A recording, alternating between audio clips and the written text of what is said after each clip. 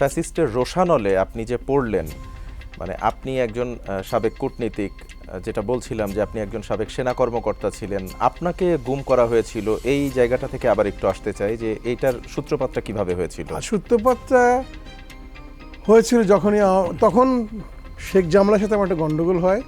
আচ্ছা। তখন আমার ধানমন্ডি ছেড়ে আমার একটা বড় বোন ছিল,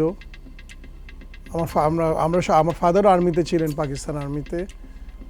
তো কামাল ভাই ওরা আমার বোনের সাথে খুব ফিল্ডিং টিল্ডিং মারতো, এই নিয়ে আমার মানে ক্রিকেটে উইকেট টিকেট দিয়ে মারামারি হয়। তখন শেখ জামাল আমার রিভলভার ধরে আমাকে বলছিল খুব বাজে একটা গালি দিয়ে, তোর যদি এখানে গুলি করে ফেলাই দেয় তুই কী করবি?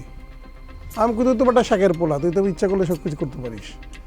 ওই যে কনফ্লিক্ট শুরু হলো, আমাকে বাধ্য হলাম আমরা ধানমন্ডি 19 নম্বর ছেড়ে চলে যেতে। সেই 70-এও এই প্রভাব? 70 ঠিক না, এটা 72-এ। 72-এ? আচ্ছা, তখন 70-এর দশকে আর কি। তখন তো স্যার তিব্বতের শেখ জামাল তিব্বতের হাইজেক করা একটু হন্ডা স্পোর্টস কার চালাতো গ্রিন কালারের। শেখ কামাল ভাই এটা ব্ল্যাক কী বলে টয়োটা, ওই যে আমরা যেটা এখন দেখি, ওটা হাইজেক করে চালাতেন। ও গাড়ির উপরে সিঙ্গেল লাগিয়ে চালাতেন। আচ্ছা।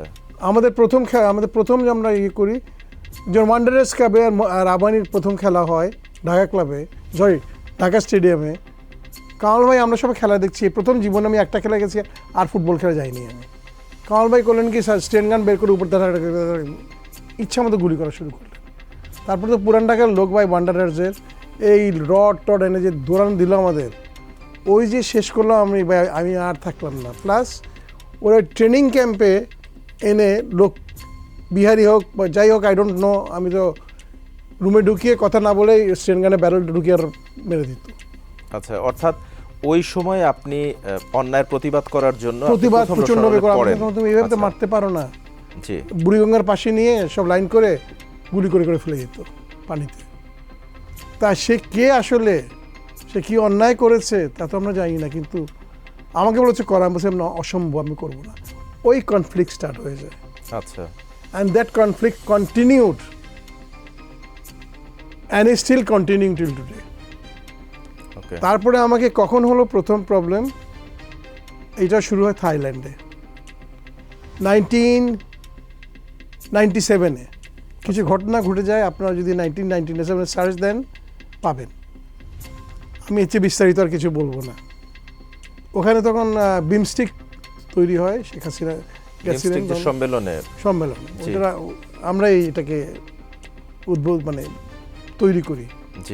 সার্কটাকে আসলে উদ্দেশ্য ছিল সার্কটাকে ভেঙে ওরা করবে, কিন্তু আমি চাচ্ছিলাম যে সার্কটাও থাক, ওইটা যদি এডিশনাল হয় নো প্রবলেম।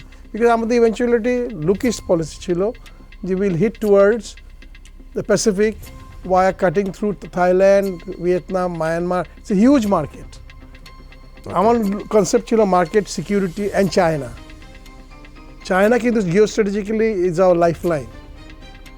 আমরা কিন্তু দেখেন বাংলাদেশের ছোট্ট জায়গা, খুব densely populated, one of the most populated country in the world, আর জায়গালো এতটুকু, আর চতুর্দিকে ইন্ডিয়া ঘেরাও করা। তারপরে বে অফ বেঙ্গল, তার মধ্যে আন্দামান দ্বীপ, তাদের সাবমেরিন বেস, যেটা অলসো আমেরিকান লিস্টিং পোস্ট।